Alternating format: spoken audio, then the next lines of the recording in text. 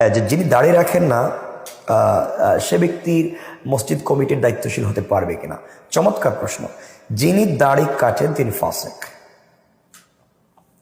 ফাসিক ব্যক্তিকে কোনো মসজিদ বা দ্বীনি প্রতিষ্ঠানের পরিচালক বা সদস্য মেম্বার বানানো উচিত নয়, না বানানো উচিত। শরীয়তের দৃষ্টিতে মসজিদের কমিটি বা পরিচালক দিনদার, আমানতদার, শরীয়তের পাবন্দ, পরহেজগার হওয়ার সাথে সাথে এতটুকু দ্বীনি যোগ্যতা এবং জ্ঞান সম্পন্ন হওয়া জরুরি, যার দ্বারা পরিচালনার সময় শরীয়ত সম্মতভাবে সকল কাজ আঞ্জাম দিতে পারেন। যিনি নিজেই দাড়ি কাটেন, যিনি নিজেই সালাত পড়েন না, যিনি নিজেই হারাম কাজের সাথে জড়িত থাকেন, গীবত, শেকায়ত বা অন্যায় কাজগুলাতে যিনি ব্যাপৃত থাকেন, এমন লোককে দ্বীনি কোনো কাজের মেম্বার বানানো অনুচিত। এটা মারাত্মক ধরনের অন্যায়।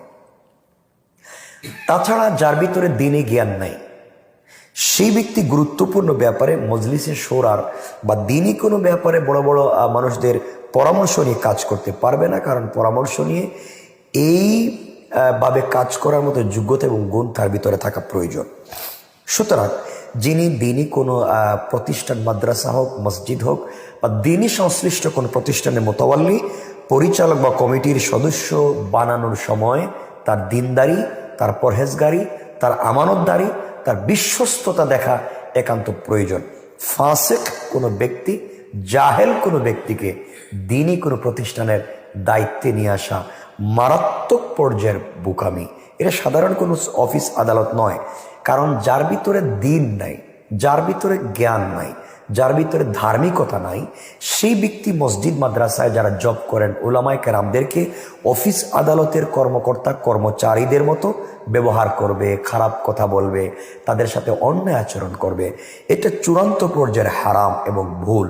সুতরাং আলেম ওলামা, মসজিদ সংশ্লিষ্ট ওলামায়ে কেরাম, মাদ্রাসা সংশ্লিষ্ট ওলামায়ে কেরামদের সাথে সদাচরণ করার মতো বোধ শক্তি সম্পন্ন জ্ঞান আছে এমন দ্বীনি ব্যক্তিকে মসজিদ মাদ্রাসার দায়িত্বশীল করা প্রয়োজন।